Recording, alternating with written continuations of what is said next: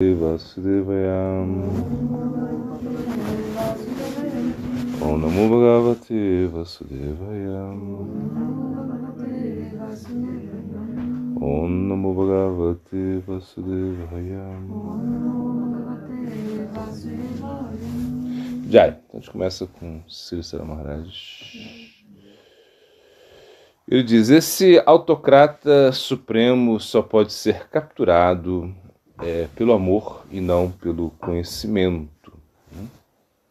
Então isso aqui Krishna explica também no Bhagavad Gita, quando ele fala Dadami Bujogantam Janamam Payanti Te, eu dou inteligência para você vir a mim. Então essa é Krishna está mostrando que a nossa inteligência ela não é tão bem reconhecida no plano transcendental. Por quê? Porque nós temos a inteligência dessa experiência mundana do plano fenomênico, e isso é bem diferente. Na verdade, Krishna ele é capturado pelo amor, né? E não pelo conhecimento. Aqui explica Srila Siddhara Maharaj. É o amor que captura Krishna. O conhecimento ele nos ajuda, né, no início, o Sambandha Gyana, esse conhecimento preliminar que você deve ter, de quem é você, né? Que você é uma alma espiritual, que você simplesmente agora se identifica com algumas identidades, né? Sejam elas quais forem, homem, mulher, brasileiro, indiano, chileno, não importa. Essas identificações elas vão ter que desaparecer em algum momento, porque um novo ego ele vai surgir. Então é como morrer para viver. Você precisa matar esse ego, dissolver esse ego e também criar um novo ego. Então, na realidade, nós entendemos, né, que o conhecimento dos elementos materiais, eles são muito insignificantes em relação ao infinito. Na realidade, a gente não consegue nem entender a matéria direito, né? Imagina, quando Shukadeva Goswami, quando ele foi perguntado para Parikshit Maharaj, ele falou, Parikshit Maharaj falou: me explica sobre Maya, me explica sobre esse mundo da matéria. E Shukadeva Goswami falou: eu vou te mostrar, eu vou te explicar um pouco, mas não dá para te explicar, né? Imagina, até uma vez eu vi Isaac Newton, né, que era um grande cientista nesse momento, ele tinha revolucionado a ciência, imagina. E ele era considerado uma das pessoas mais inteligentes do mundo naquele momento. Então aí, e um momento ele falou, eu não sei nada na realidade, eu estou só catando pedrinhas, assim, conchinhas na beira do mar, esse é o meu conhecimento. Então é realmente esse tipo de humildade que nós devemos ter. Ou seja, a humildade de entender que somos pequenos, né? Que nós não temos tanto conhecimento assim. Ou seja, que essas leis da natureza, elas funcionam para a natureza material, mas elas não funcionam para o plano espiritual, né? E na realidade, Krishna mesmo, ele pode mudar tudo a qualquer momento. Você pensa assim, não, mas tudo funciona dessa maneira. Sim, mas Krishna ele pode transformar tudo, mudar tudo, né? Então, realmente, nossa experiência prévia, ela não vai ser de grande utilidade. A gente tem que realmente desenvolver um conhecimento superior. Ou seja, você tem que criar um novo conhecimento dentro de si. E esse conhecimento ele vem do plano descendente, ou seja, está descendo. Não é uma coisa que você vai alcançar. Não, você não vai alcançar. Isso é algo que nos é dado, é pela graça. Brahmanda Brahmite Konna Bhagavan Diva Guru Krishna Parshadepoi Bhaktilata Bidya. Então o verso fala que a entidade viva ela estava vagando, ela estava nos Brahmandas. Brahmandas significa os universos. Então ela estava em diversos universos. E chega um momento que ela tem uma misericórdia, ele recebe a graça. Por uma boa fortuna, ela recebe essa misericórdia, a graça, tanto de Krishna quanto do Guru. Então ela começa a vida espiritual. Então imagina, para começar a vida espiritual, o verso está falando, você precisa de ter graça. Não é uma coisa que você mereça, que você foi lá e que você estudou, não é isso. Que você tem conhecimento, não. Então não existe esse crédito. Por exemplo, você pode ser uma pessoa muito boa, você pode ter muita inteligência, você pode ter muita energia para fazer as coisas, entretanto isso não o qualifica para receber a graça de Krishna, dos devotos dele.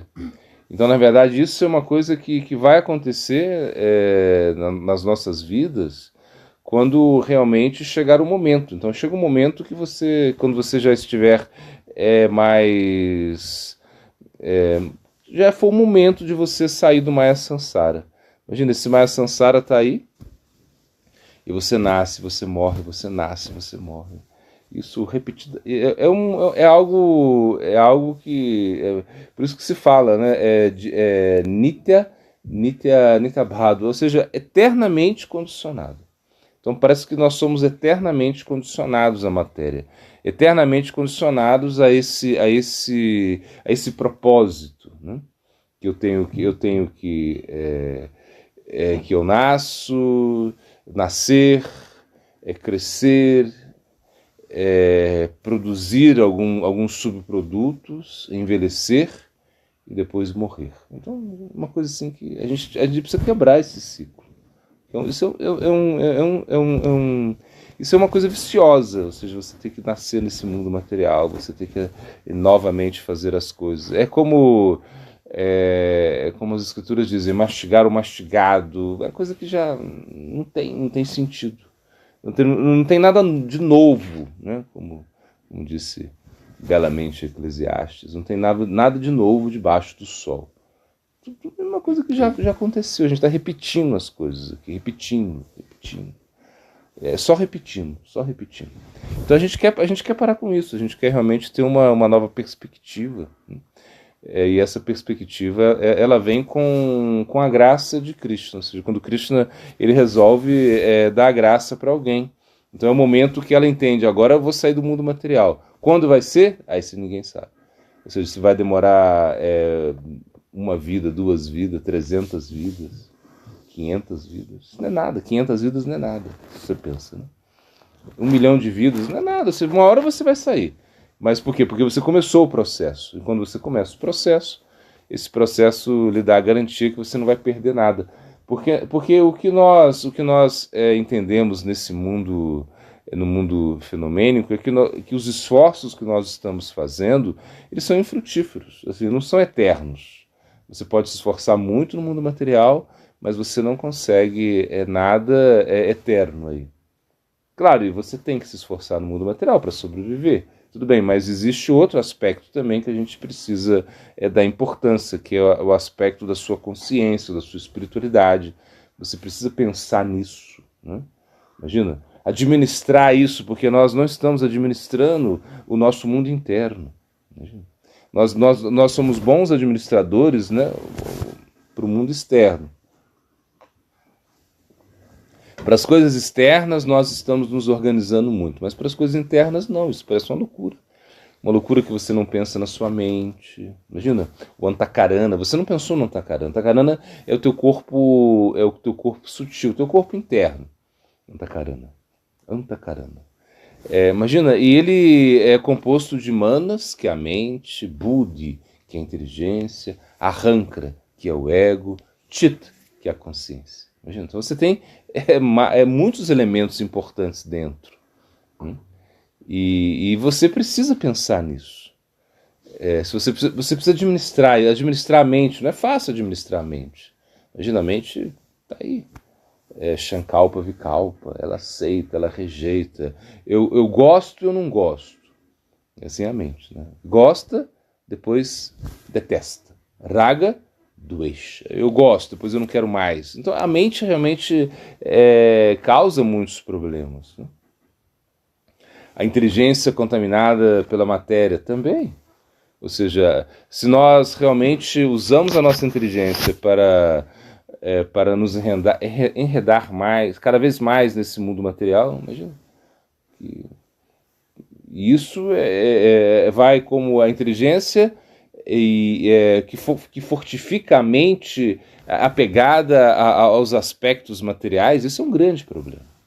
E aí a gente tem ainda o ego, a râncara, ou seja, essa falsa identidade que nós criamos, né? Eu faço, eu sou. Então isso a gente vê que nos distancia da nossa verdadeira essência. Então por isso a gente precisa terminar isso e administrar isso, pensar no nosso mundo interno, não somente administrar as coisas externas. Eu estou falando que isso não é ruim, você tem que administrar o seu mundo externo, mas você tem que administrar o seu mundo interno também, né? Se você é médico, cura-te a ti mesmo, né? Você precisa realmente entender que o grande problema está dentro e não fora. Isso que que ele está dizendo aqui, que realmente Krishna controla tudo e a gente tem que entender que a gente não tem tanta liberdade assim. A gente tem uma liberdade, mas é pouca. Você não pode fazer muitas coisas de maneira independente achando que vai conseguir ter um bom êxito nisso, né? Analisa o mundo interno e o mundo externo, né? O mundo objetivo e o mundo subjetivo. Qual é a nossa tendência? A gente tem que se parcializar mais para o mundo, para o plano objetivo ou para o plano subjetivo? Isso que você está perguntando, né? Então, assim, é algo assim. Krishna explica isso. Ele, no Bhagavad Gita, Krishna ele dá uma explicação que ele fala: você tem que viver no seu mundo objetivo, no seu mundo externo. Você tem que executar os seus deveres, né? É melhor você executar os seus deveres ainda com imperfeição do que você tentar executar os deveres de outras pessoas, de outra classe, né? Ele falava mais no contexto do Varnashram, que é o sistema sócio-religioso hindu. Mas o que ele dizia é o seguinte, é que existe um plano constitucional que você vai... E quando você atua no plano constitucional, você atua mais de uma maneira das coisas externas. Você está pensando nas coisas externas, né? Agora existe outro plano também, existe outra maneira de se pensar, que é o plano revolucionário, onde você simplesmente vai atacar, você vai se dedicar ao plano subjetivo. Mas só que se você faz isso de forma artificial, é um grande problema. Por exemplo, a gente viu, Krishna, o que ele fala para a Arjuna? Ele fala, olha, é melhor você atuar, você realizar suas atividades, né? E ele estava ensinando a Arjuna, né? A Arjuna, ele estava atuando como um discípulo, né? Que Arjuna não sabia, ele sabia de tudo, né? Imagina a Arjuna eternamente conectada a Krishna, mas ele estava atuando no papel de um discípulo.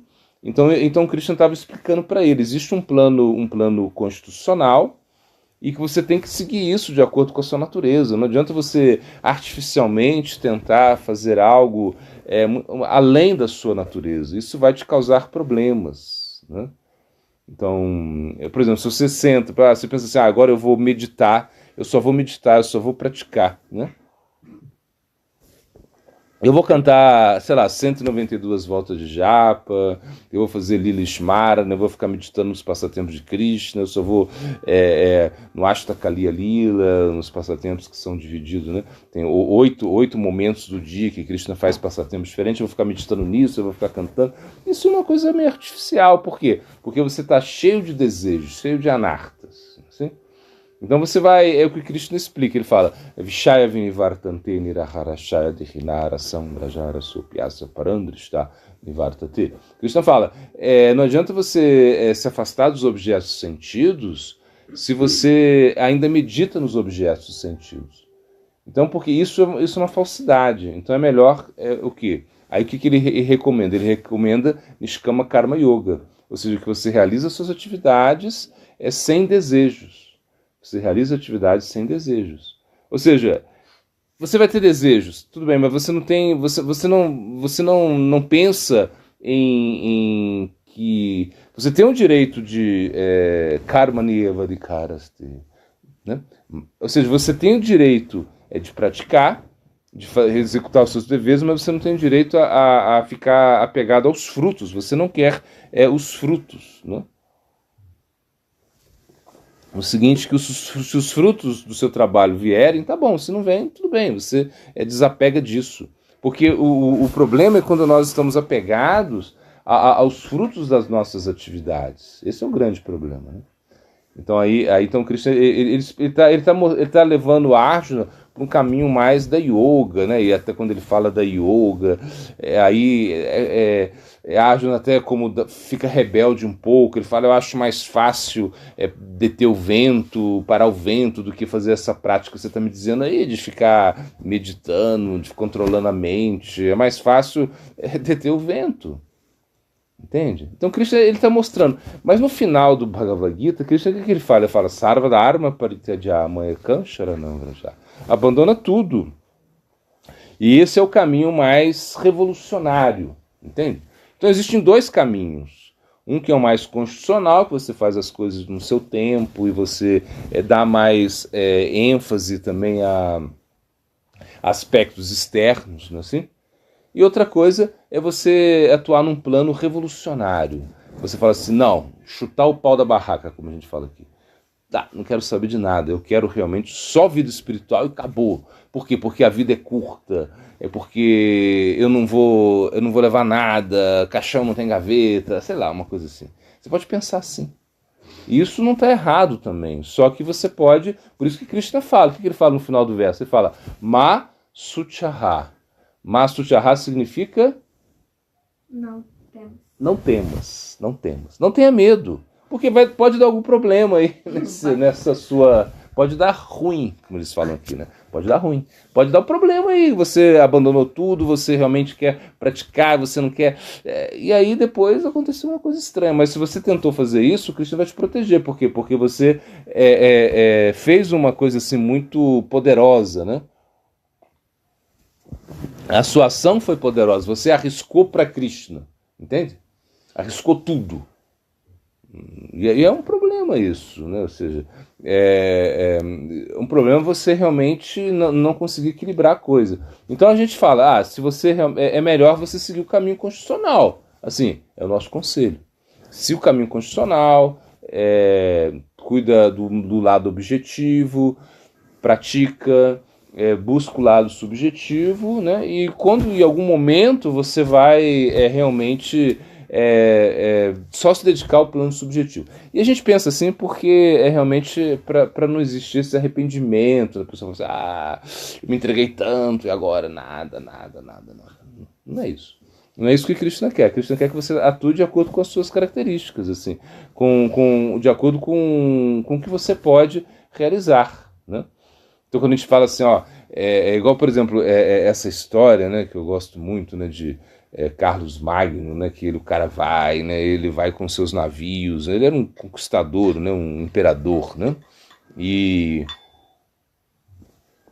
de repente ele vai invadir uma cidade, né, então chegou com seus navios, e aí os generais lá, os almirantes, não sei, eles começaram a olhar assim, o inimigo, eles calcularam errado, eles fizeram uma reunião e falaram assim: nossa, a gente calculou errado, olha o tamanho, o inimigo é muito forte, o que a gente ia fazer?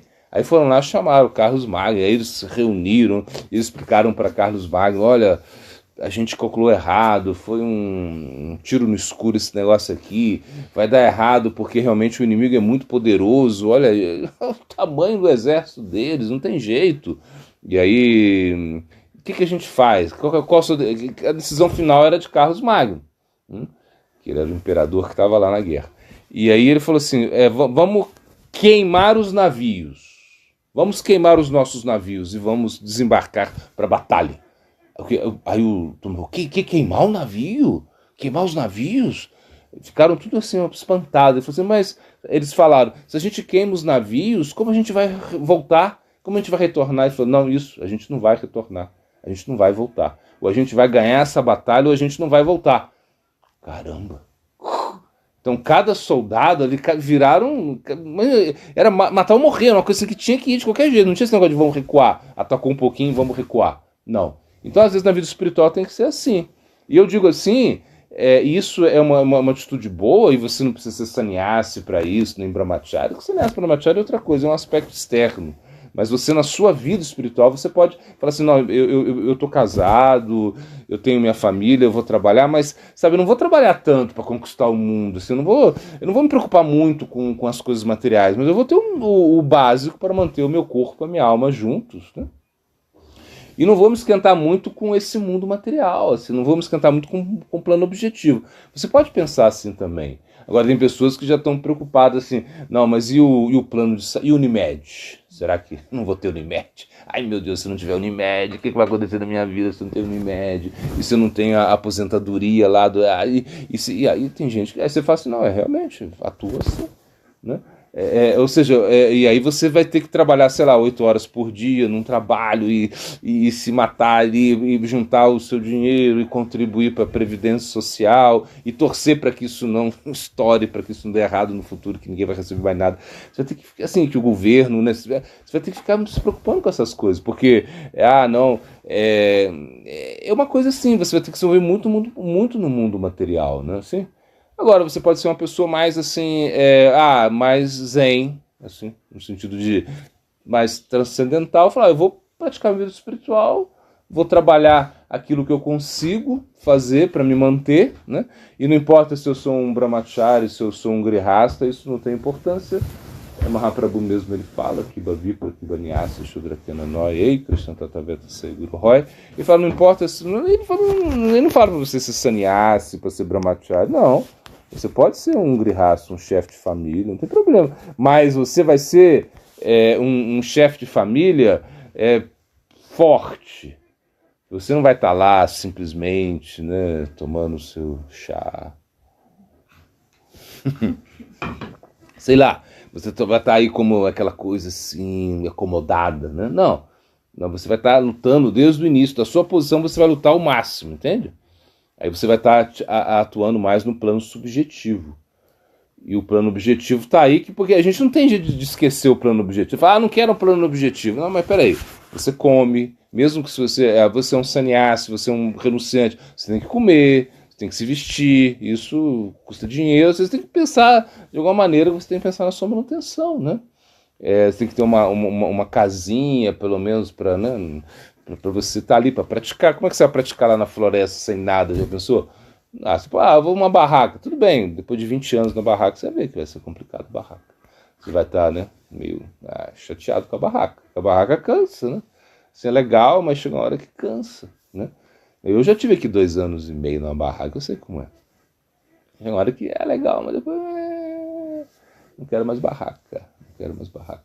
Então é isso que é isso que você precisa entender. Né? Que realmente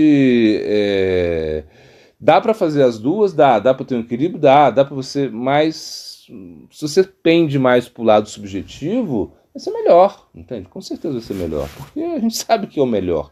Aí de acordo com como você vai intensificar o seu plano, né, de atacar de se empenhar no plano subjetivo, isso aí é com você, entende? Até onde dá. Tem gente que vai ser kamikaze mesmo, tem gente que vai ter mais a sua um pouco mais de equilíbrio. Vai depender de cada caso, de cada pessoa. Não sei se eu consegui responder. Bimekadashi, o famoso Bimekadashi, né? O Pandekadashi, sei lá. É o Ekadashi mais famoso entre os devotos, Hare Krishna. Por quê?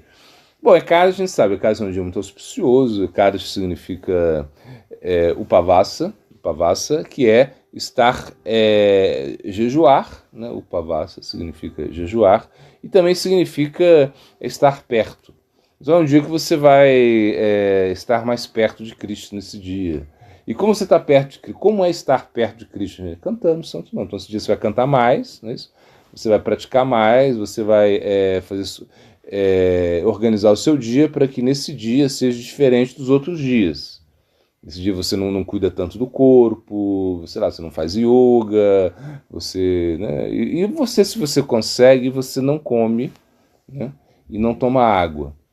E não toma água. Bom, claro, aí se você consegue mais um pouquinho, você não dorme também.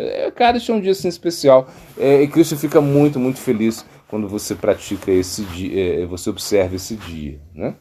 Agora, o Bima Ekadesh, o que ele tem de especial nisso, né? Olha, o que ele tem de especial é que ele foi é um Ekadesh que Krishna, né? Explica. Porque assim, Bima era um associado de Krishna, né? Ele é um dos Pandavas, um dos cinco irmãos. E ele, imagina, ele é filho de Vayu. Vayu, que é o deus do vento. Imagina o vento, mais poderoso que o vento. É até difícil. Por isso, Bima era muito forte, muito poderoso. E ele tinha um fogo digestivo que é uma coisa assim de outro mundo. De outro mundo. Porque ele vinha de outro mundo, na realidade. Ele era filho de um semideus. Ele não era uma pessoa comum. E ele tinha essa característica, que ele não conseguia ficar sem comer muito tempo, né? Imagina quando eles foram para o exílio, imagina para Bima, que raiva que ele teve, né? Ficar no exílio, comendo só fruta, raízes, para ele foi... Ele queria acabar com todo mundo, né? E aí não era a natureza dele ficar ali no exílio comendo frutas, comendo de maneira frugal. Bima não era para isso, né? Ele era um monstro, assim, uma coisa assim, bom, não sei. Quando a gente vê as escrituras, a descrição nas escrituras, ele era um gigante, um cara poderoso. Ele tinha a força de, não sei, 1000 elefantes, uma coisa assim, absurdo. Só que ele comia muito. Então ele não conseguia fazer Ekadesh, não conseguia. Então, e não conseguir fazer Ekadesh significa o quê? Que quando dava Ekadesh, ele comia um monte de grão, ele comia o que tinha, entende? Porque ele não conseguia fazer isso. E por quê? É por causa do seu fogo digestivo, que consumia tudo. Então ele estava assim como muito triste, né? E aí Krishna fala, olha, tudo bem que você não consegue fazer os Ekadesh, então tem um Ekadesh, né? Esse Ekadesh aqui, que se você faz esse Ekadesh, você vai, como se você tivesse observado todos os outros Ekadashis, né? Então, por exemplo, mas só que você tem que fazer ele Nirjala. Nirjala significa que você não pode nem tomar uma gota d'água, você não pode nem tomar água. O Ekadesh começa às 6h25, né? Agora você pode tomar uma coisinha. Mas 6h25 você já não pode tomar mais nada, e você não pode comer mais, e acabou. Esse é o Ekadesh. E aí, nesse momento, ou seja, Krishna deu uma misericórdia para ele. Agora, o que acontece? Acontece que os devotos eles se aproveitam um pouco dessa instrução, e eles acham que não precisa fazer os outros Ekadashis, que esse Ekadesh é o Ekadesh mais importante, porque, na verdade, talvez seja o único Ekadesh que os devotos fazem, né? Ou seja... E eles pensam que por fazer esse Ekadesh, todos os outros Ekadashis estão liberados. Você pode fazer o que você quiser nos outros Ekadashis. Quando chega no Bima Ekadesh, você faz ele e você recupera todos os outros. Então isso é um pensamento errado. Isso é um pensamento karmakanda. É horrível isso.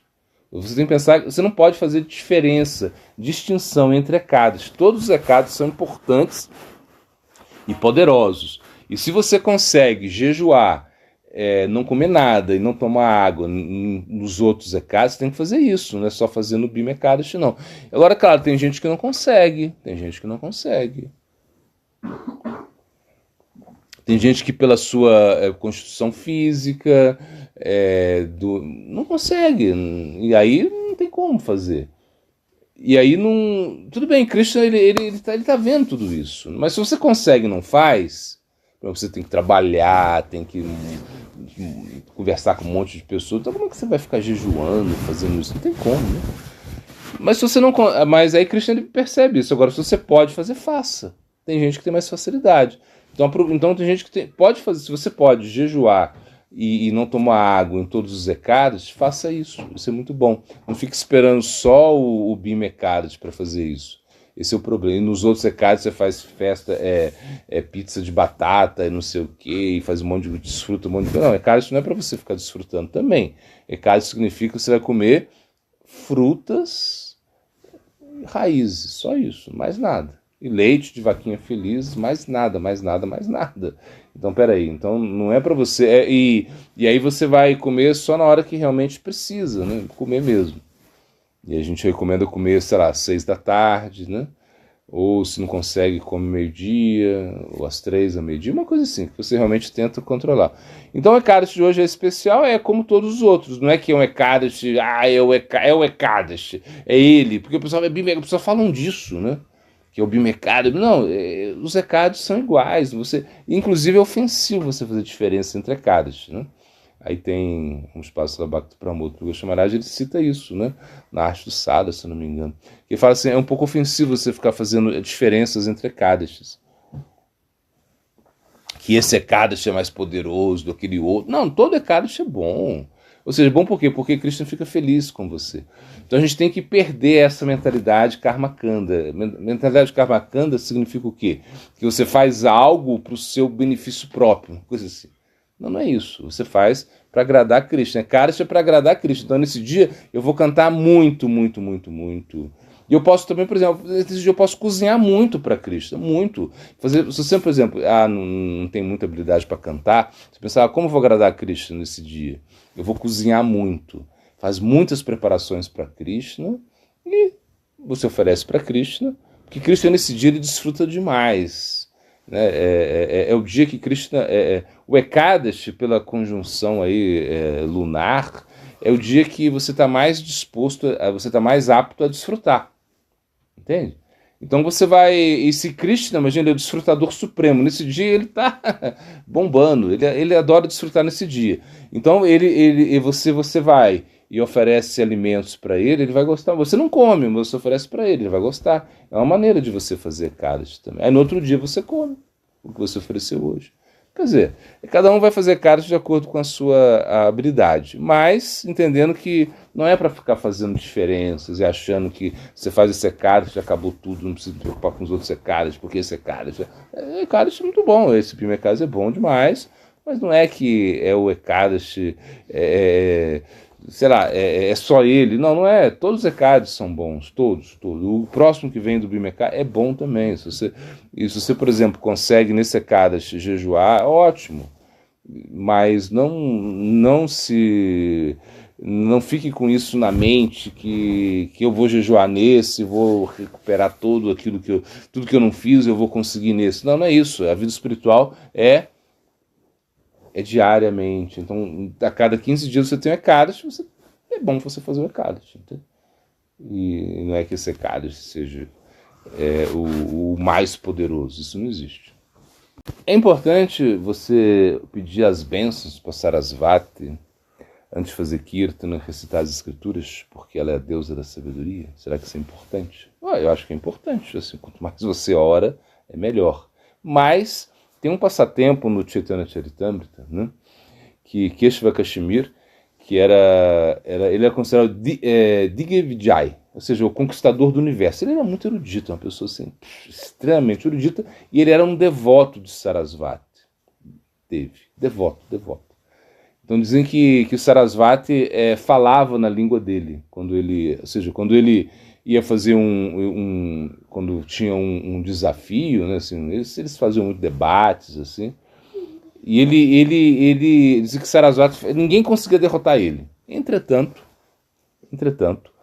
Navadvip era considerado o centro da erudição naquele momento, assim, de Nyaya, né, Nava Nyaya, ou seja, era como o Nyaya significa lógica, ou seja, que então eles eram muito peritos, né, em debates, enfim. E para você ser considerado o mais erudito, né, você tinha que ir lá e você tinha que derrotar aquelas pessoas lá de Navadvip, os eruditos de Navadvip. Aí você tinha como, tipo assim, um certificado que você era realmente um pandita invencível, é uma coisa assim. E o que acontece? Acontece que ele era invencível, esse Pandita, né? Kashmir. Invencível, invencível. E ele foi no Novo Dvip. Chegou lá e foi desafiar o pessoal. Quando ele chegou para desafiar os brahmanas lá, os panditas, né? Eles ficaram com medo. Ele falou assim: nossa, esse cara, ele é muito poderoso, né? Ele é muito erudito. Então, o que a gente faz, né? Vai ser uma vergonha se a gente perde para ele, né? Eu falo, mas eu penso que tiveram uma ideia. Eu falo, mas Nimai Pandita, né? Que é Chaitanya Mahaprabhu. Ele tá aí, ele é muito, muito erudito também, só que ele é uma criança, né? Ele é um adolescente. Então vamos falar para ele derrotar, para ele desafiar Nimai Pandita. Por quê? Porque se ele derrota Nimai Pandita, ele vai falar assim: é uma criança, tu não vai pensar, ele é uma criança, né? Então ele derrotou um jovenzinho, então não tem tanto problema. Mas se Nimai Pandita derrota ele, imagina se acontece isso, que eles estavam achando que era muito difícil, Nimai Pandita derrotar ele, né? E fala, o que acontece? A gente vai ficar muito famoso, porque imagina, a criança de Nova Dvip, né, derrotou o Digvijay, o Pandita mais poderoso do universo, então, imagina, a gente vai ficar mais famoso ainda. Então manda Nimai. Manda ele procurar Nimai, né? Está vivo. Tem vida. Isso aqui tem daqui a pouco, né? Você vai ver no futuro o que vai acontecer com isso. E aí o que acontece? Eles foram lá e ele foi até Nimai. Então ele foi procurar Nimai. Nimai estava lá nas margens do Ganges, né? Dando aula lá para os seus estudantes. Estavam conversando, estava brincando, enfim. E que Nimai gostava muito de brincar. E estava ensinando para os seus estudantes ali. E de repente chega o Pandita lá, e aí Nimai vai lá, né, presta reverência para ele, fala, você que é o grande Pandita, né? E você que é Nimai, né? Falaram, você é o Nimai? Aí o Keshava falou assim, mas eu vou ter que debater com uma criança? Que coisa chata. Ele olhou assim, nossa, esse que é o Nimai? Estão falando para eu debater com ele? Que coisa, imagina, eu vim aqui para debater com uma criança? Não, ele ficou assim, né?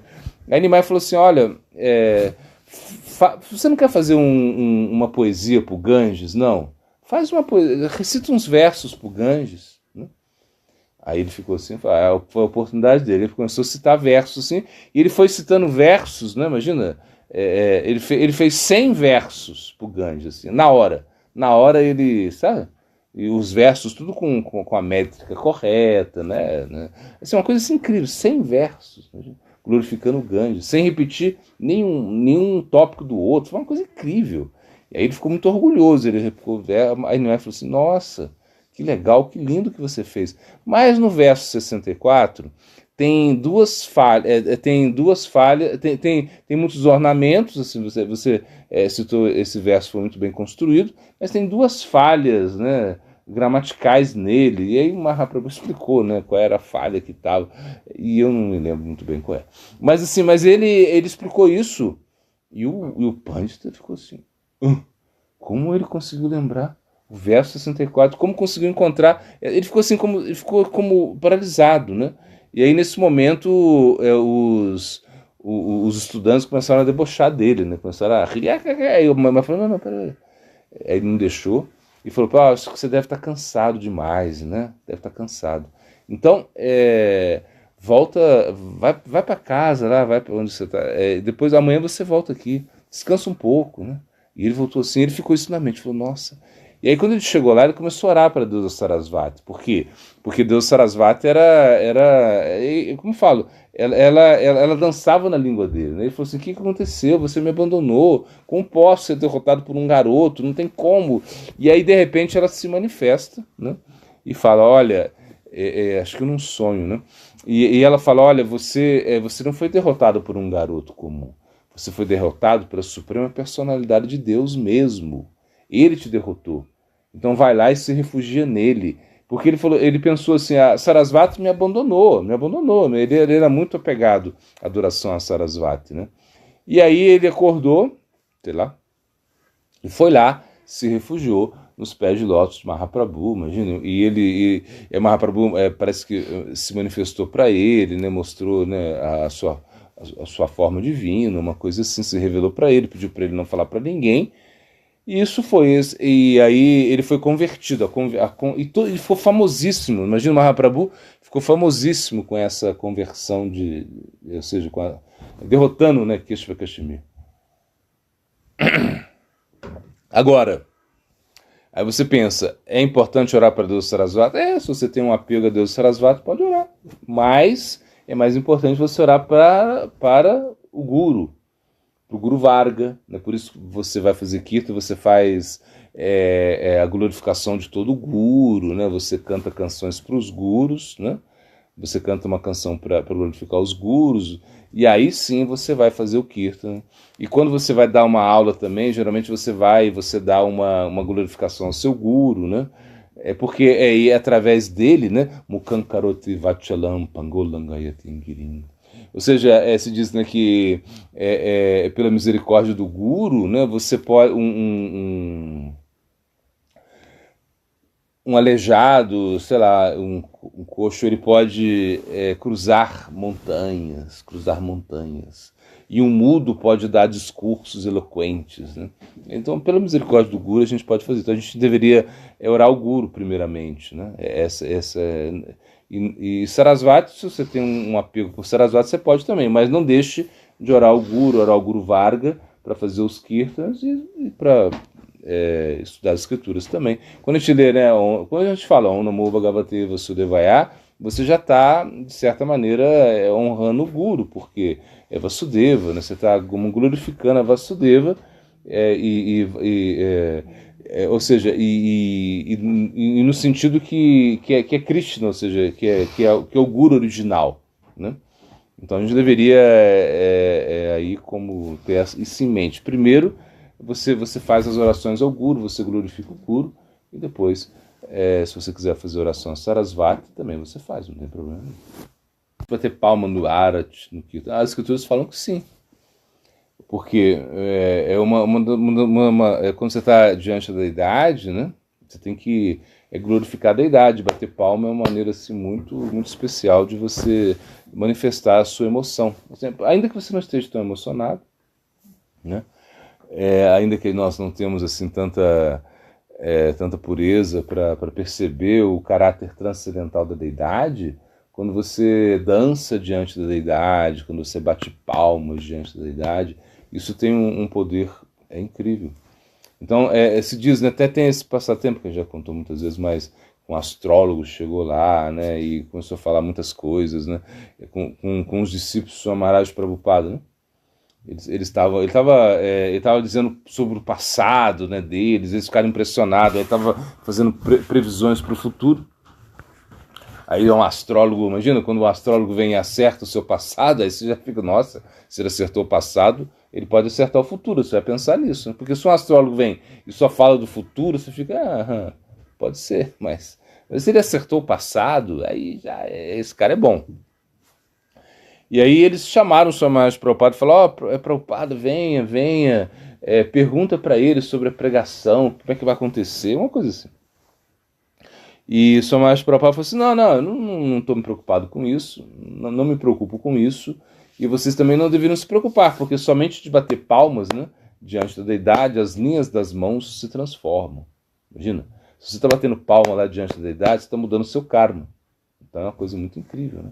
Então a gente, diante da deidade, a gente tem que dançar, a gente tem que bater palma, a gente tem que cantar, e isso é o quê? São as suas manifestações em relação à deidade, porque a deidade é a Archana Vigraha, ou seja, é Krishna mesmo, é Krishna que está ali. Então se você realmente se manifesta em relação a Krishna, isso é muito bom. E claro, cada um tem um humor, e tem devotos que de repente não se manifestam tanto, isso não quer dizer que isso seja errado também. Mas é bom você se manifestar diante da dançar, bater palma, cantar, né?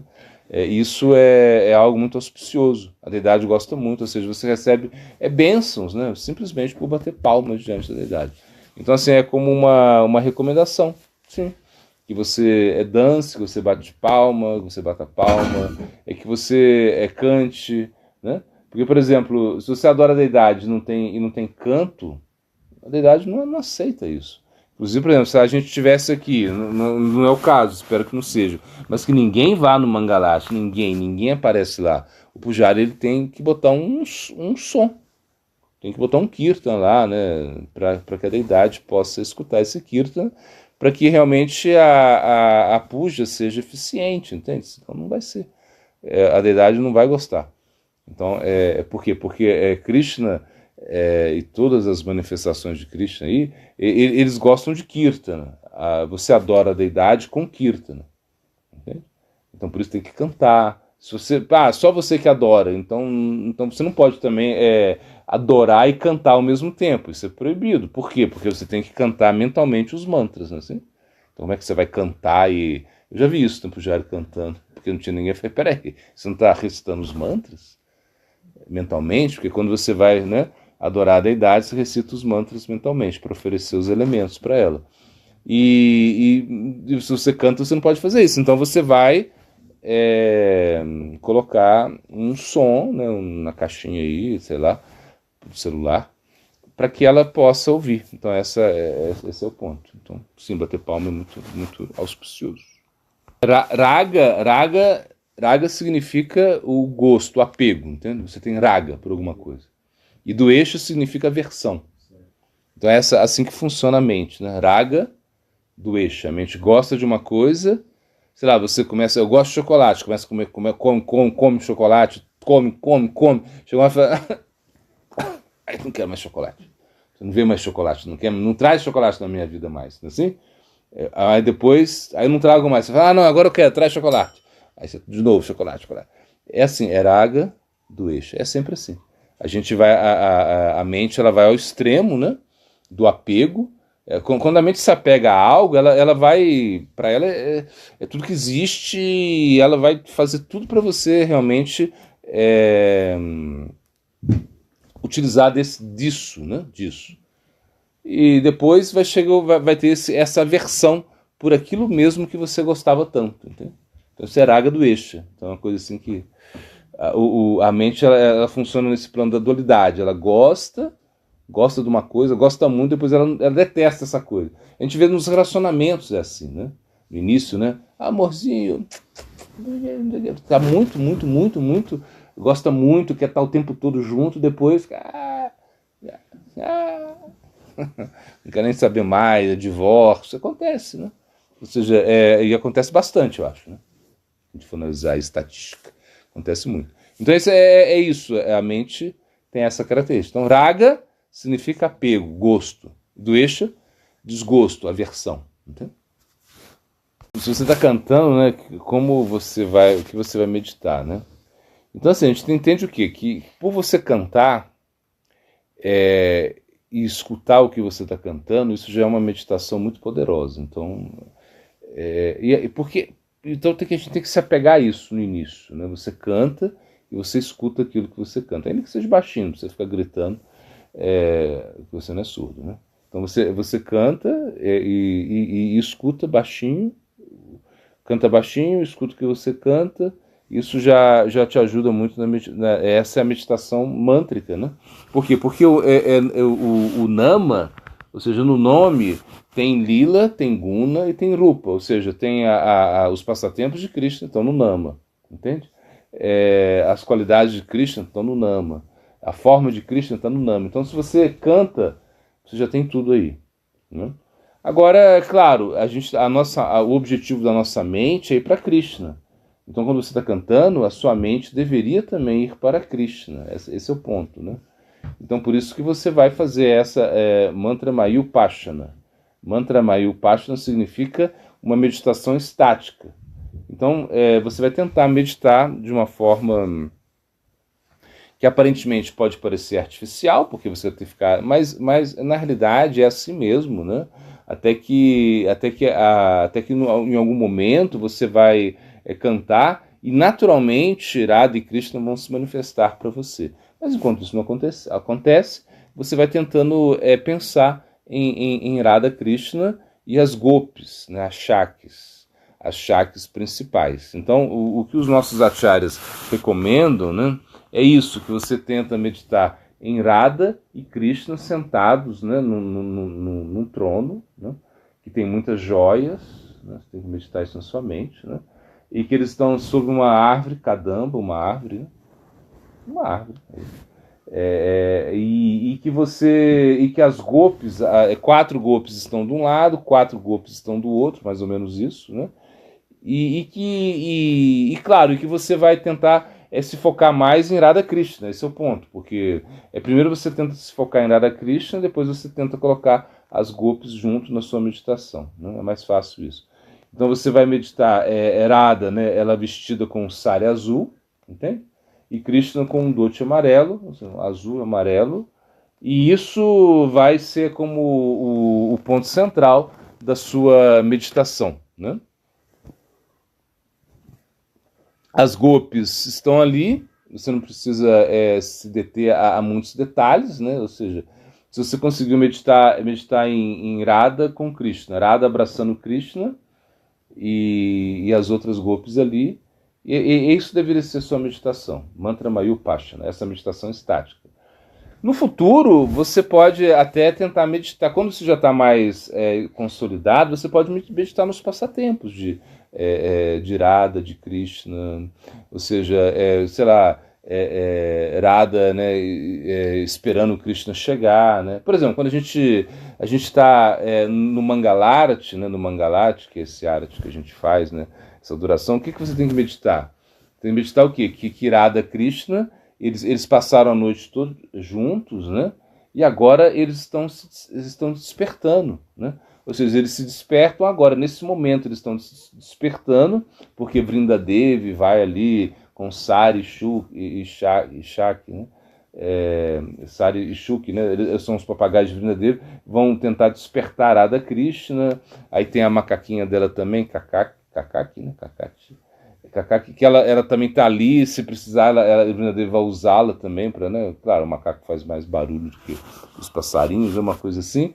Mas a ideia é o quê? Que Vrindadevi vem despertar o casal divino, que estão lá no Kunja, estão, né? Eles desfrutaram a noite toda e agora eles estão juntos ali, estão descansando, mas eles têm que já voltar para casa, porque ninguém pode descobrir. É o lila, é como um drama, entende? É como um teatro. Aí você pode também pensar nisso, assim, depois no futuro, entende? Alguma coisa assim. Porque o que Krishna fala, ele fala, Mamanaba, Brahma Bhaktu, pensa em mim, se torna meu devoto. Então pensar nele é muito importante, você tem que pensar nele. Você tem que pensar em Krishna, entende? Agora, no início, como eu falo, é difícil, não é fácil, né? Mas você vai fazendo isso, né? Você vai colocando na sua mente essa imagem, Radha e Krishna juntos, né? Aí você vai com as cores, né? Com as cores, é mais fácil você pegar as cores, né? Você pega o Radha de azul, Krishna de amarelo, então você tá os dois ali, né? Aí você pode até lembrar de uma imagem, de uma foto que tem aí, e você mais ou menos vai criar a sua imagem mental ali, né? E aí depois a meditação estática ela se torna dinâmica. Então aí você vai para os passatempos. Mas isso pode ser depois, não precisa ser agora, né? Não tem essa... por exemplo, o Govinda Lilambrita, né, que é um livro de Krishnadas Kaviraj Goswami, ele vai trazer esses passatempos, né, de Radha e de Krishna, quando o Krishna sai para pastorear os bezerros. E aí o que acontece? No Mangalati é o momento que eles estão voltando para casa, né, assim, fizeram lá seus romances, estavam no romance, agora voltam para casa. Por exemplo, no Gora Arati, você medita o quê? No Boga Arati, ao meio-dia, você está voltando o quê? Meditando o quê? Que Krishna está voltando, né, de pastorear as vacas, está voltando, ele está meio empoeirado, né, assim, ele está chegando, mãe Yashoda, Radharani está cozinhando para ele, porque imagina, Radharani é a cozinheira de Krishna. Radharani tem uma bênção, né, a gente sabe, ela tem uma bênção, né, que tudo que ela cozinha, ela fica gostoso, e aumenta a vida da pessoa que come isso. Então, se Radharani cozinha, ela vai ficar... ou seja, Radharani cozinhou o alimento e isso vai aumentar a duração de vida de Krishna. Imagina. Então, ela pensa nisso, né? A mãe Yashoda pensa nisso. Então, eu vou ter que ter... Radharani tem que cozinhar para Krishna. Então ela chama Radharani para ela cozinhar para Krishna. Então você pode começar os arates, ou seja, quando você entende, né, o significado dos arates, ou seja, mesmo no Gora Arati, né, Krishna também voltando da floresta, né? Então aí você pode começar a meditar nisso também. Mas o ponto central é esse, Radha Krishna junto com as gopis, isso é o mais importante. Né? Os arates não, assim, não necessariamente. Fazem parte também, mas não necessariamente, né? Ou seja, porque o Ashtakali Lila, né, quando você pega ele, vai ter mais coisas, né? Por exemplo, de madrugada, né? Depois Krishna vai dormir. Tem um Gora Arati, assim, Krishna voltou, e aí ele comeu, tudo bem, tá tudo, tomou banho, comeu, e agora ele vai dormir. Aí tem um Arati que vai fazer ele dormir, assim, tipo assim, e depois e aí? Ele vai dormir, mãe Yashoda bota ele para dormir, uma coisa assim, e de repente apagou a luz, aí Krishna, pum, pula a janela e vai embora. Mãe Yashoda pensa que ele está dormindo, mas ele pulou a janela para se encontrar com Radha. Então aí já não tem mais Arati, ou seja, mas aí continua, né? Continua os passatempos, né? Mas claro, os Aratis que a gente o Mangalarati, o Gora Arati, o Boga Arati, né? Que são esses três Aratis, eles estão relacionados com os passatempos de Krishna também, né? Com certeza, né? Entende? Como você falou, né? Seu Ashta Kali Lila, são 8. Ashta significa 8, né? 8. Então são 8 atividades. O dia é dividido em 8 fases, né? Entende? E aí tem o seu período, né? Também tem ali. E aí onde Krishna manifesta seus passatempos. Então, por exemplo, tem muitos devotos assim que querem meditar no Ashta Kali Lila, né? Ou seja, isso de uma maneira artificial, isso é ruim. A gente falou isso no início, né? Não é bom, porque acaba que a pessoa não tem tanta qualificação para isso, né?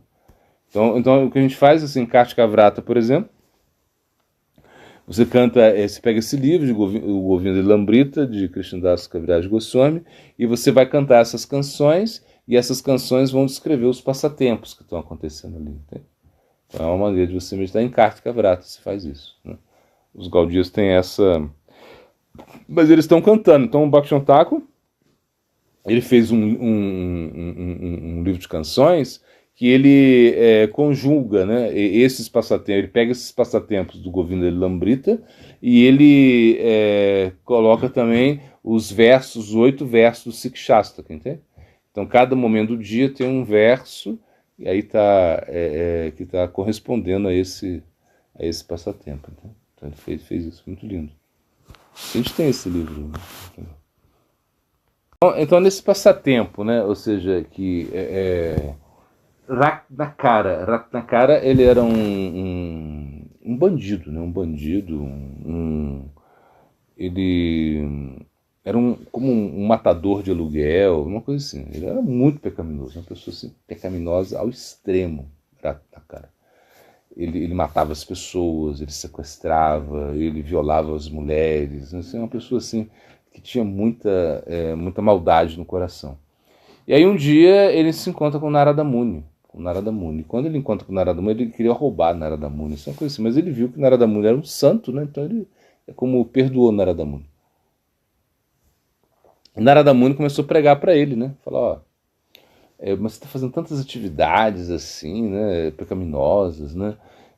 Você não tem medo, não? Aí o Narada Muni começou a explicar para ele das reações pecaminosas que ele ia ter que sofrer por isso. Ou seja, você tem tantas reações pecaminosas aí nas suas costas, que você vai ter que pagar por isso de uma maneira muito poderosa, você vai ter que ir para os infernos. Narada Muni começou a pregar para ele. E ele falou assim, não, mas espera aí. Ele falou, mas é o meu jeito de ganhar a vida, é o meu meio de ganhar a vida. É assim, eu cresci assim, eu tenho que continuar assim, não tem jeito.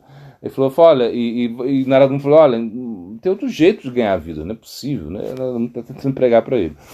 Vai lá então vai lá, conversa com seus familiares, vê se eles estão dispostos a dividir as reações pecaminosas pelas suas atividades ímpias, né?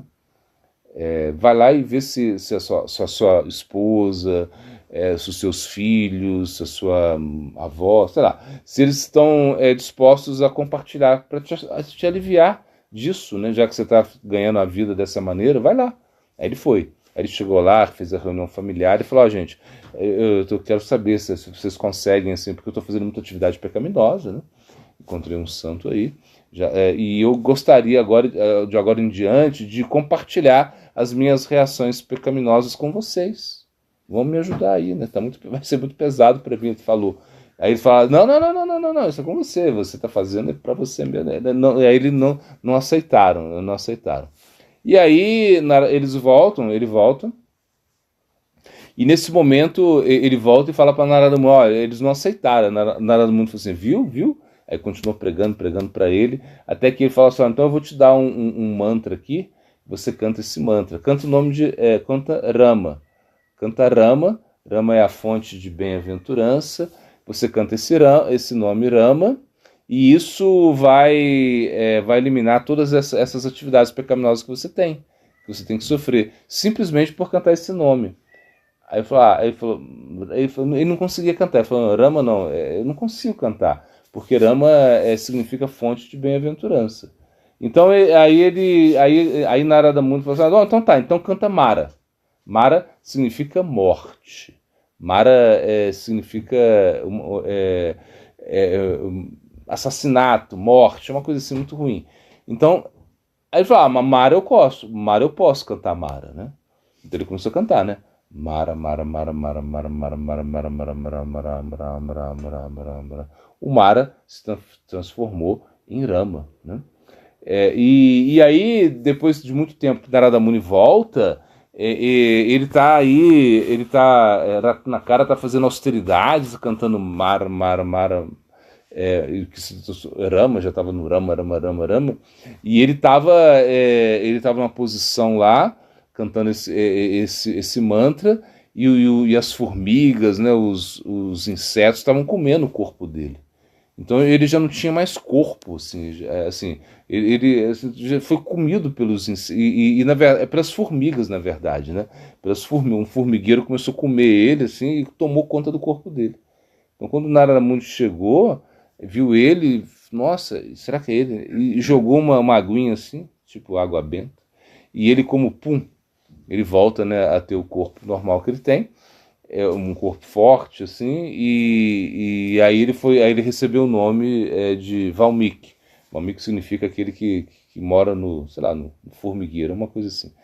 E eles são tão poderosos, imagina, que ele foi capaz de escrever o Ramayana antes que acontecesse. 400 anos antes de acontecer toda a Rama Lila, ele pôde, num samadhi, num transe místico, ele foi capaz de escrever tudo isso, assim, antes de acontecer. Imagina o poder que ele conseguiu, né?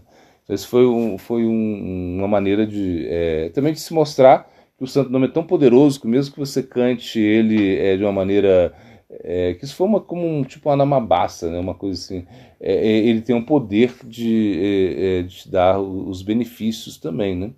Então ele conseguiu isso, né? Claro, e Krishna, ou seja, quando Krishna ele tá, chegou um momento, né, que Krishna ele acaba tendo que terminar com a sua família, com os Vrishnis, né? Ou seja, por quê? Porque os Vrishnis eram os filhos de Krishna. Imagina, Krishna teve 16.108 esposas e teve 10 filhos com cada uma delas. Imagina, cada uma delas. Em Dwarka, né? Então tinham, sei lá, muita gente. Era uma família muito grande. E Krishna, eles eram muito poderosos, porque eram filhos de Krishna. E Krishna ficou com medo de deixar eles na terra e eles causarem problemas. Então se fez um arranjo para que essa família fosse destruída, eles se mataram entre si, não é isso? E quando tudo está terminado, Krishna falou assim: bom, aí e isso foi uma resolução assim de Krishna, que agora eu posso retornar ao meu mundo, ao mundo espiritual. Porque esse era o quê? Esse era o o Prakata Lila de Krishna, ou seja, os passatempos manifestos de Krishna, que ele fez muitos passatempos, né?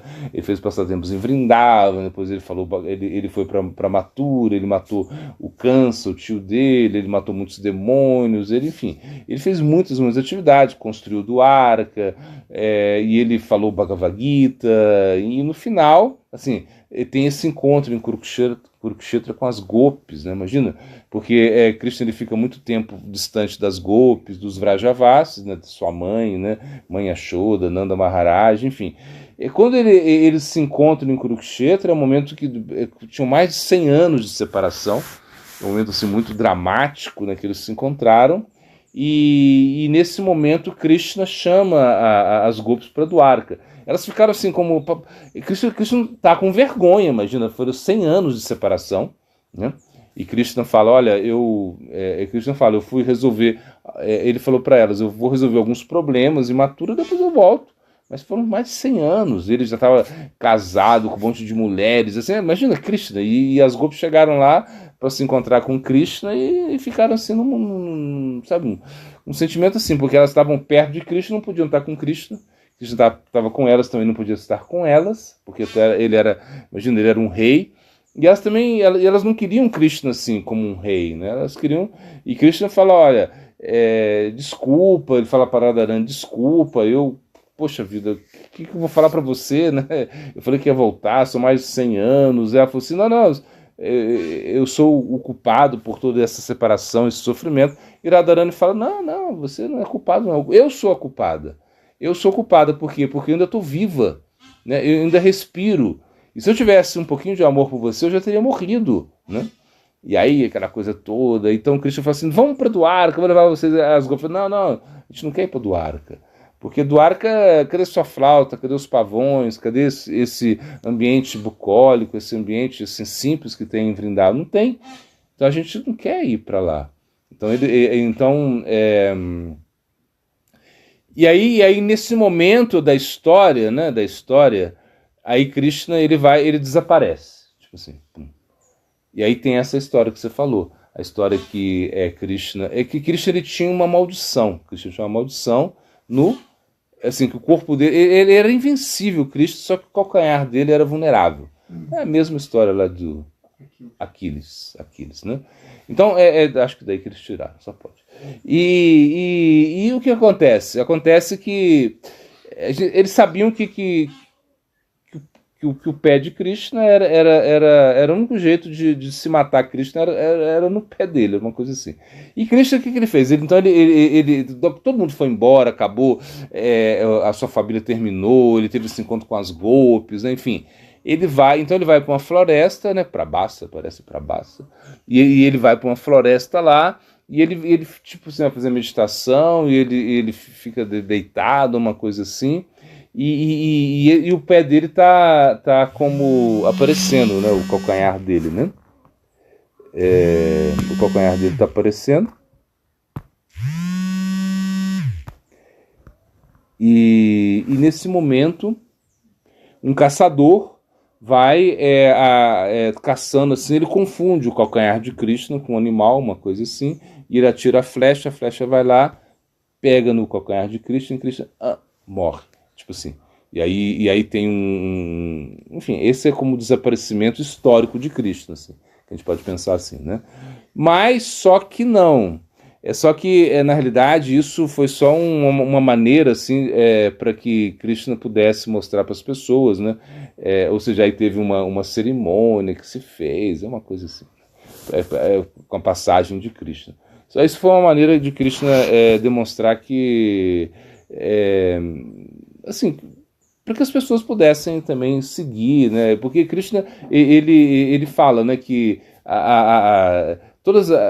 que ele tinha que seguir o Dharma de certa maneira, ele tinha que seguir as coisas assim que estavam regulamentadas para que as pessoas pudessem também seguir isso, né? Porque ele falou que o que um homem importante faz, as outras pessoas comuns vão tentar imitar. Então Krishna estava nesse sentido dando exemplo, né? Só que isso é um aspecto histórico. Agora, o que acontece é o quê? Que Krishna ele acaba voltando para Vrindavana, volta para Vrindavana, e aí ele se encontra com as gopis em Vrindavana, e com as próprias gopis e os gopas, seus amigos, né? Eles vão retornam para o mundo espiritual, para Goloka Vrindavana. Então é mais ou menos isso que a gente tem que entender, é que esse passatempo, né, assim, de Krishna desaparecendo como uma flechada, isso é só ilustrativo, entende? Não tem nenhuma, não é uma lila, ou seja, não é que Krishna teve que ser morto, não, nada disso, né? Que ninguém pode matar Krishna, entende? Mas ele se deixou assim, como ele fez esse drama também, para que as pessoas pudessem entender, né? Que ele era como tinha que desaparecer de certa maneira. Eu não lembro da maldição, na verdade. Não lembro muito bem. Essa maldição é diferente, essa maldição que o Sadhu amaldiçoou, né? Que tá o Sadhu, ou seja, os Vrishnas, os filhos de Krishna, sim, eles estavam brincando, né? Eles estavam lá, né? Porque eles tinham o costume de beber álcool, beber essas... tipo um vinho, assim, uma bebida fermentada, né? Então eles ficavam meio assim, bêbados, assim, brincando. Então aí um se disfarça de mulher, né? E bota um monte de roupa embaixo, assim, né? Pra ficar como grávida. Mas só que ele botou um cetro, né? Uma bola de ferro aqui. Aí quando chega o Sadhu chega lá, olha, e eles começam assim, ele fala assim, você que sabe tudo, você que é sábio, né? Qual o sexo do bebê, né? Vai ser homem ou vai ser mulher, né? Assim, começou a brincar. E aí, nesse momento, o Sadhu ficou bravo e falou assim, olha, na verdade, vocês todos vão ser destruídos por esse cetro, por essa bola de ferro que está aí debaixo, não é assim? Isso foi coisa. Mas aí não significa que essa maldição é relativa a Krishna, entende? Ou seja, e aí quando eles vão lá, né, a tritura, ficaram apavorados, né? Ficaram apavorados, acabou a loucura, destruíram toda a bola de ferro, né? Jogaram o pó do rio no mar, né? E aí esse pó foi levado parou nas margens lá, né? Onde tinham uns bambus, né? Aí os bambus cresceram ali, e foi aí que teve a briga, né? Quando eles brigaram, eles estavam lá na festa, brigaram, e aí pegaram os bambus, e com esses bambus, né, mataram se mataram o outro. Agora, a maldição em relação a Krishna... Achou o que é? Qual é? Aqui Então tá. A gente viu aí? Então é outro passatempo do Rama Lila, né? De Bali, que é morto por Ramachandra e que acaba amaldiçoando a Krishna, a Rama, né? Então eu não lembrava disso. Eu lembrava que houve uma maldição, mas não lembrava que tinha sido esse passatempo. Vyasadeva teve influência no Ramayana, né? Olha, Vyasadeva é essa encarnação literária de Krishna, então ele escreveu os Vedas, né, o Mahabharata, e eu acredito que ele também tenha escrito Ramayana, assim, no sentido de deixar pronta a coisa, né? Assim, porque na realidade o Ramayana, como eu falei, ele foi nessa época, que era Treta Yuga, não tinha escrita, ou seja, as escrituras elas não estavam impressas. Por quê? Porque as pessoas tinham uma memória que tudo que você falava se era retido, e você não precisava de escrita, né? De escrita. Mas como o Vyasadeva ele chega em Kali Yuga a gente sabe, as pessoas vão perder a memória. Isso é uma característica do Kali Yuga, significa o quê? Que a nossa memória é muito curta, você não consegue guardar nada, é uma coisa incrível. E aí, como Vyasadeva sabia disso, ele escreveu os Vedas, os Vedas sempre existiram, ou seja, né, que Vyasadeva... Claro, o Srimad Bhagavatam ele escreveu, né? Mas o Srimad Bhagavatam também é eterno, né? Então quando se fala que ele escreveu os Puranas, né? Os Itihasas, a gente entende que o Ramayana está aí. Então eu acredito que ele também tem essa participação assim de como compilador do Ramayana, assim, né? Não lembro muito bem, mas eu acho que sim, porque senão não teria muito sentido, né? Já que ele estava pegando todas essas... escrever os Vedas significa escrever o Mahabharata, Ramayana. Isso foi a função dele, entendeu? Só que ele, imagina, o Ramayana ele foi falado, ou seja, quando ele foi falado por quem? Não, Valmiki que tipo assim, que ele narrou. Para os filhos de Rama. Lava e Kusha, né? Lava e Kusha, que eram os filhos de Rama. Ou seja, quando Sita foi desterrada, né? Ou seja, foi mandada embora, né? Sabe, né? Ramachandra, ele, para cumprir o Dharma, assim, porque ele era um rei ideal, Sita tinha sido sequestrada por Ravana. Então já tinha se provado que Sita era muito casta, que na realidade, naquela época a coisa era muito pesada, assim, no sentido de etiqueta, né? E Ramachandra é Maryada Vada, ou seja, ele é o rei da etiqueta, né? Rei da etiqueta. E quando ele manda, ou seja, quando Sita é sequestrada, no final do passatempo, né, assim, quando ele derrota todo mundo, ele tem que provar o quê? Que Sita, a castidade Sita, que Ravana não tocou em Sita. E como ele prova isso, ele pede para que Sita entre, ele faz uma fogueira, né? Então, imagina, faz uma fogueira, fala, você entra na fogueira, né? E se você foi casta mesmo, se Ravana não tocou em você, não vai acontecer nada com você. Esse era o teste. E ela foi. E quando ela foi, ela entrou na fogueira, e daí da fogueira saiu a verdadeira Sita, porque ela estava escondida no Agni, né? Agni escondeu, guardou a Sita, e a Sita que Ravana leva, essa era Maya Sita, ou seja, uma réplica de Sita, não é verdade? E aí quando no final, aí se provou, mas no final, Ramachandra ele tá andando no reino lá, né, assim, meio, às vezes ele andava disfarçado, assim, para saber se estava tudo bem, tudo ok. Aí ele escutou na casa lá, ele falou assim, nossa, o marido falando para a esposa, você acha que eu sou igual Rama? Sou frouxo igual Rama? Não, você vai embora, eu não quero saber de você. E Rama escutou isso, aí ele quis saber o que aconteceu. O que aconteceu era isso, era que a moça tinha saído, né, para viajar, para fazer alguma coisa, e ela, por alguma circunstância, ela não conseguiu voltar para casa. Ela não conseguiu voltar para casa no mesmo dia, ela teve que dormir fora, e isso significava o quê? Que ela tinha perdido a castidade. Assim, coisas de outros tempos, né? E aí o marido não queria aceitar ela, falou, vou mandar você embora. Imagina. Aí ele falou, você acha que eu sou igual Rama? Frouxo, assim? Não. Eu não sou Rama. Aí, imagina, isso doeu muito no coração de Rama. Então Rama foi lá e mandou Sita embora. Mandou ela embora, imagina. E ela estava grávida, né? Grávida. Lava e Kusha, os gêmeos, né? E aí, mas só que ela foi embora e ela foi pro ashram de Valmiki, né? De Valmiki. Então Valmiki cuidou dela, eles nasceram, e aí nesse momento é a hora que que eles vão recitar o Ramayana. Mas então nessa época, como não tinha como não era nada escrito, eu acredito que eles... Claro que Vyasadeva teve que escrever de novo, essa foi a participação de Vyasadeva no Ramayana. Né? Ou seja, a gente acredita nisso também. Existe esse aspecto também.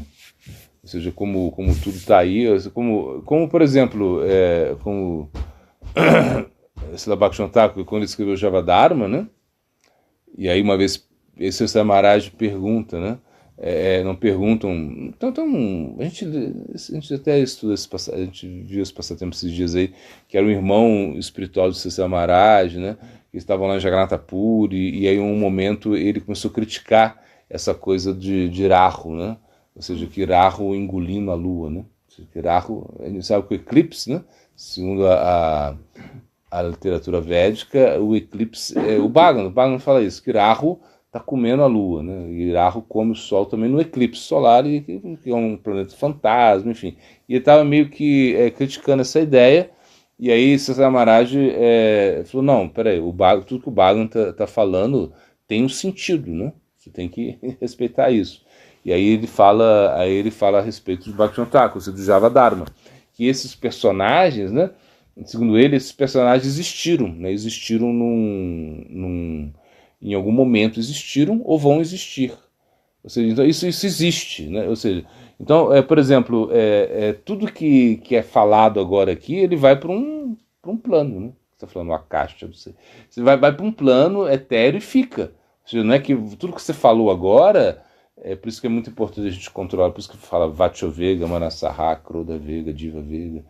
Você precisa controlar a sua fala, controlar, né, as suas emoções, a sua ira, enfim, tudo isso. Por quê? Porque tudo isso vai ficando, né? Vai ficando.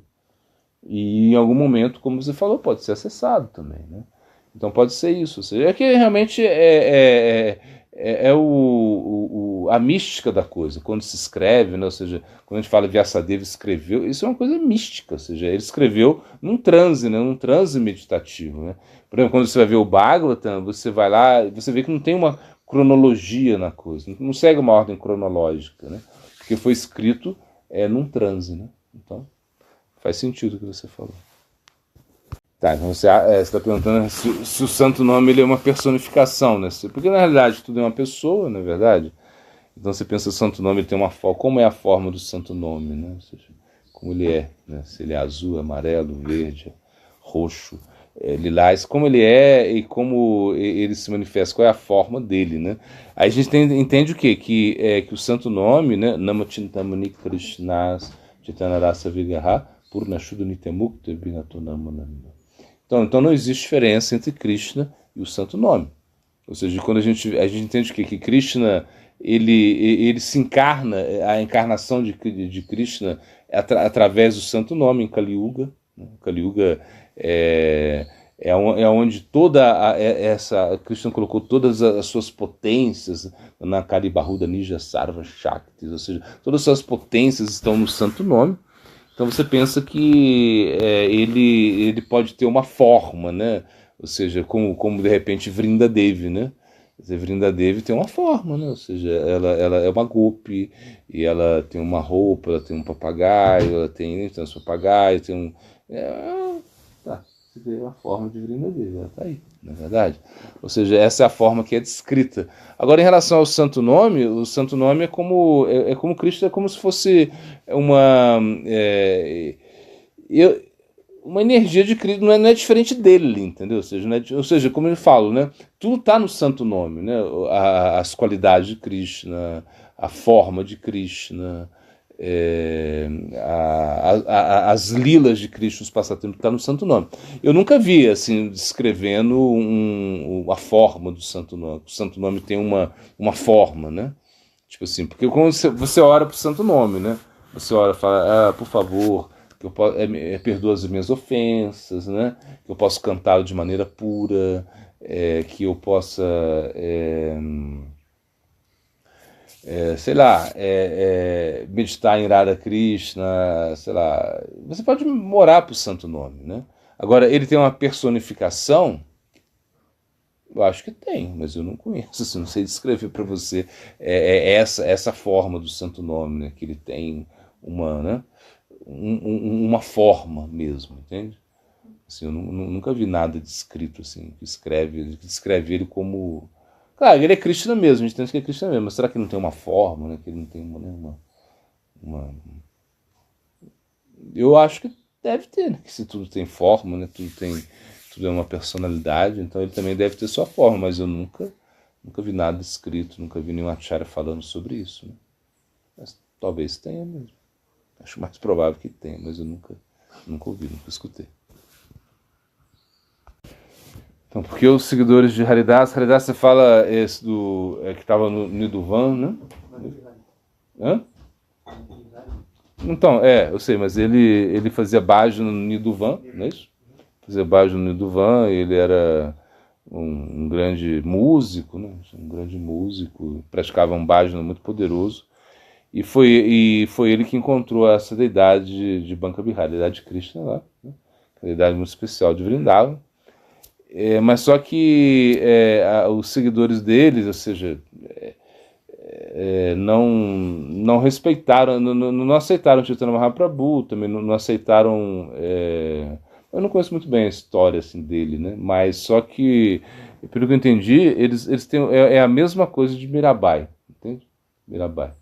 Mirabai é uma grande devota de Krishna, mas ela só adora Krishna. Então por isso ela foi rejeitada pelo nosso Guru Parampará.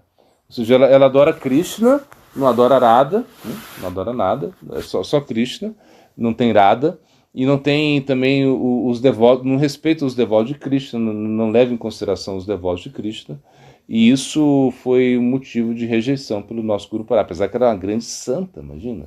Inclusive tem passatempos assim que ela ficava cantando, ela nos seus êxtases, incrível, ela tem uma relação com Cristo incrível, só que pra gente ela não tem importância, né? Por quê? É porque realmente ela não traz a essência do Gaudiya Vaishnavismo. O Srila Goswami Maharaj, ele contou uma vez que ele estava escrevendo um artigo, uma coisa assim, sobre a santidade feminina no Gaudiya Vaishnavismo, assim, santas no Gaudiya Vaishnavismo. E ele estava fazendo uma entrevista com as Vishnupriyas, assim, que Vishnupriyas são as mulheres, né, que depois de uma certa idade, assim, que ou são viúvas, ou chegaram a uma certa idade, elas se refugiam num local e vão praticar, né, bhajan, uma certa proteção, ficam ali cantando, praticando. Então eles fizeram uma... Ele foi lá, né, meio que entrevistar a líder lá das Vishnupriyas, né, e ele tava falando assim, não, mas para vocês, né, é uma santa, qual é a santa padroeira, entende? Tipo, né, a santa padroeira. E aí o Tribunal mais fala assim, tipo Mirabai, né, tipo Mirabai. Aí ela fala, não, Mirabai não. Você não quer saber de Mirabai. Assim, é como Vishnupriya pra gente é Vishnupriya, tipo assim. Então, assim, de certa forma, então, os acharyas rejeitaram isso, como também rejeitaram a Haridas e essa linhagem, que eles não aceitam Mahaprabhu, não aceitam, acho que não aceitam nem Radha, né? Acho que também não aceitam Radha. Aceitam Radha. O que eles não aceitam é Mahaprabhu. Então, por que isso? Difícil, sabe? Difícil se explicar como as coisas acontecem, né? Ou seja, não sei o porquê, assim, não poderia ser tão específico, né? Alguma coisa que... Porque, na realidade, muitas pessoas não aceitam Mahaprabhu, né? A maioria das pessoas não aceitam Mahaprabhu. Se você for ver Mahaprabhu, para eles é o quê? É um grande santo, uma personalidade incrível, mas não é uma encarnação. Mesmo a gente vê que, imagina, Sarvabhauma Bhattacharya, né, que tinha tanto conhecimento, né, quando Gopinata, quando ele encontra Mahaprabhu, ele vê aquele, né, sannyasi, belo, jovem, né, que desmaiou lá no templo, e Sarvabhauma Bhattacharya era o chefe do templo, imagina, era o sacerdote-chefe, e ele fala... e ele protege Mahaprabhu porque ele viu os sintomas de êxtase de Mahaprabhu, né? E depois quando Mahaprabhu desperta, ou seja, e está tudo tranquilo, ele fala para Gopinathacharya, que é o cunhado dele, que ele fala, olha, eu tenho que ajudar esse garoto, ele tem 24 anos, tomou sannyasa, é um jovem muito bonito, só está dançando, cantando, aí ele precisa saber o Vedanta, eu tenho que orientá-lo, instruí-lo.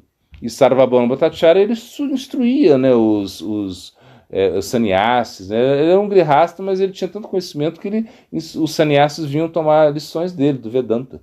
E aí Gopinathacharya, o que ele fala? Falando, peraí, você está achando que você vai instruir Mahaprabhu? Ele é Deus. E aí Gopinathacharya falou, o que você está achando que? Você está achando que você está falando qualquer um? Eu sou qualquer um? Eu conheço as escrituras. Ele não é Deus, Deus é Krishna Triyuga, ele não aparece em Kali Yuga. Aí Gopinathacharya cita alguns versos, né, como esse Krishna Vardhan, Krishna Krishna, Sangopangasta Parshadam, Yagnihi Prahidya Janti Sumeda Shaha. Ele cita esse verso e vários outros versos, mostrando as evidências de Mahaprabhu, mas Sarvabhauma não convenceu Sarvabhauma Bhattacharya, imagina. E depois, quando ele é convertido, né, que ele se arrepende e fala, nossa, bem que Gopinatha tinha falado isso para mim, mas eu não quis, eu fui teimoso, né, uma coisa assim. Então, ou seja, entre os eruditos, os grandes, muitos praticantes, a maioria não vai aceitar Mahaprabhu. Então é normal que eles não aceitem Mahaprabhu. Agora, qual o motivo específico por que eles não aceitam, é difícil, né? Eu sei que eles foram muito, foram contra, né, Prabhupada Bhaktisiddhanta, criaram muitas dificuldades para Prabhupada Bhaktisiddhanta quando ia para Vrindavan. E por isso os Gaudiyas Vaishnavas não vão ali, não visitam ali, né? Mas não vão, porque ficou aquela coisa assim, então eles não vão. Mas a gente vai. A gente vai de curioso, né? Assim, porque realmente é uma idade muito incrível, lindo, um passatempo lindo, né? Mas, assim, tradicionalmente, assim, talvez algum Vaishnava vá, mas não essa coisa assim de prestar essa reverência a eles, porque eles têm aí uma certa... tiveram um problema com o Prabhupada Bhaktisiddhanta, a linhagem deles, assim, ficou uma coisa assim no passado. Agora, por que realmente não aceita? Por que realmente não aceita? Porque não tem essa fé, né? Ou seja, imagina quando Krishnadas Kaviraj Goswami, ele fala disso no Chaitanya Charitamrita, ele fala, né, aqueles que não aceitam que Mahaprabhu é Deus, né, eles vão para o inferno, é uma coisa assim, ele fala uma coisa assim, ele é muito duro com isso, né? Aqueles que aceitam que aqueles que pensam, né, que Vishnu, por exemplo, tem muita gente que pensa que Vishnu é a fonte de Krishna, entende? Isso é uma coisa, e Krishnadas Kaviraj Goswami, e tem até um filho, né, o filho de Advaita Acharya, um dos filhos de Advaita Acharya, que ele tem essa concepção, porque Advaita Acharya é Vishnu, é Mahavishnu, né? Vishnu. Então, e ele não aceitou Mahaprabhu, imagina, ele não aceitou que o Mahaprabhu era Deus, ele falou, não, Advaita Acharya é Mahavishnu, e Krishna e Mahaprabhu tem que prestar reverências a Mahavishnu, porque se ele é Krishna, porque Krishna Mahavishnu é a fonte de Krishna. Então, você tem muita gente que vai achar que Mahavishnu, ou seja, que Vishnu é a causa de Krishna, entende? Então, aí tem assim como muito pano para manga, como se diz aqui. Tem muitas escrituras, muitos shastras que vão falar, né, que realmente que Mahavishnu é a fonte de Krishna, e aí você pode também entender que, sei lá, essa linha aí de Haridas seguir outras fontes escriturais, ou seja, eles não tiveram esse sukriti, né, de realmente... porque por mais que você não pode chegar a Radha Krishna, por mais que eles adoram Radha Krishna, eles não vão chegar a ter um contato com Radha Krishna, mesmo que eles são incríveis, porque eles não aceitaram o Mahaprabhu, entende? Se não aceitaram o Mahaprabhu, se você não aceita o Mahaprabhu, você não pode chegar a Radha Krishna. Então, por mais que eles sejam incríveis, assim, maravilhosos, eles não vão ter essa oportunidade de estar com Radha Krishna. Mesmo em Vrindavan, eles estariam adorando a Lakshmi Narayana. Ou seja, eles não vão para Goloka Vrindavan, eles vão para Vaikuntha. Ou seja, esse destino... De repente é como um destino, ou seja, assim, vamos especular. Que de repente essas almas aí, essas divas que se conectaram aí com Haridas, assim, dessa linhagem, elas têm um destino de Vaikuntha, né? E não de Goloka Vrindavan. Então por isso também não conseguem aceitar o Mahaprabhu e acabam ficando nisso, entende? Então, por exemplo, isso é possível. Por quê? Porque a missão de Mahaprabhu, ela vem agregar todo mundo, ajudar todo mundo, entende? Aramanuja Sampradaya, isso foi até uma predição de Bhaktivinoda Thakur também, ou seja, e ele falou isso também nos seus livros. Então a gente pode entender isso, pode entender que eles não têm esse sukriti, ou seja, eles não têm esse mérito aí para estar em Goloka Vrindavan e vão ter que estar em Vaikuntha mesmo. Entende? Pode ser. Aceitaram Vishwanath Chakravarti, mas eles não aceitaram a essência, porque Vishwanath Chakravarti ele aceita Mahaprabhu. Entende? Então você aceita os Goswamis. Então não tem sentido você aceitar Vishwanath Chakravarti e você não aceitar que Chaitanya Mahaprabhu é Deus. Entende? Não tem nenhum sentido. Por isso que eu falo, talvez esse seja o ponto, é que a elegibilidade deles é para Vaikuntha e não para Goloka Vrindavan. Krishnadas Kaviraj Goswami, ele é assim, ou seja, ele dá a vida por Mahaprabhu, ele dá a vida, né, assim, e ele está sendo muito forte mesmo, assim, muito forte, porque, por exemplo, ele até cita o exemplo, né, de quem adorava Vishnu. Duryodhana. Duryodhana, ele deu esse exemplo. Duryodhana adorava Vishnu, né? Não quer dizer nada. Você tem que adorar Krishna, entende? Se você não adora Krishna, então por que vocês não aceitam Krishna? Então, por que vocês não aceitam Mahaprabhu? Então é isso, ou seja, esse sentimento assim que ele ficou muito bravo com esse comportamento de um dos filhos, né, de Adwaitacharya. Na verdade, Adwaitacharya teve, não sei, teve 5 filhos, eu não me lembro, mas e a maioria, não sei, não aceitou Mahaprabhu, só 2, ou uma coisa assim, 2 ou 3. E ele foi muito duro com eles, assim, muito duro assim com tudo isso, assim. Devido a isso, imagina, o Krishnadas Kaviraj Goswami fez, foi uma coisa incrível. Por quê? Porque ele vem com o Chaitanya Charitamrita é um livro que tem tantas citações assim, biográficas, assim, citações também dos Shastras, né, mostrando que Mahaprabhu é Deus. E falar que, peraí, que aquele Bengali é Deus, entende? Que um Bengali é Deus, assim, por mais que ele seja maravilhoso, lindo, tal, belo, mas que ele é Deus, peraí, não é demais. Então as pessoas não estavam aceitando isso. Mas ele foi muito ousado de falar que Mahaprabhu é Deus, entende? E ele deu muitos argumentos, você no início do livro você vai ver o tanto de argumento que ele dá, mostrando que Mahaprabhu é Deus, e que as pessoas tinham que aceitar isso, né? Só que a maioria das pessoas não vão aceitar mesmo. Entende? Qual o problema com o Bengali? Eu digo assim, porque, por exemplo, os bengalis, né, quando você pensa na Bengala, né, você vai pensar numa área assim, que não foi tão assim, desenvolvida, né, assim, culturalmente, são pessoas mais simples, né, pessoas assim, né. Claro, teve esse desenvolvimento até cultural, assim, dos Shastras, assim, como o Navadvipa, assim, foi um centro, né, em algum momento foi um centro da cultura, sei lá, do Nyaya, alguma coisa assim. Mas a Bengala é outra coisa, ou seja, quando a gente pensa em Bengala, você pensa em outro mundo, né? Diferente de Nova Delhi, Hastinapura, aquela coisa toda. Então, é diferente, é bem diferente. Até hoje tem essa, né, essa separação, assim, um pouco. Né? Calcutá é Bengala. Calcutá é Bengala. Não, assim, para o Império Britânico, Calcutá foi muito importante, ou seja, imagina, a Índia foi um local muito importante para os ingleses, né? Assim, e Calcutá era o centro cultural, socioeconômico do Império Britânico, né? Mas quando você pensa que eles estavam cultuando uma maneira de ver o mundo totalmente diferente, ou seja, os ingleses, imagina, eles estavam dominando o mundo, foi um país que praticamente teve um império muito vasto, né, os ingleses, né? E Calcutá também teve essa importância. O que eu digo é o seguinte, é que quando eu falo assim, aceitar um bengali como Deus já era demais, entende?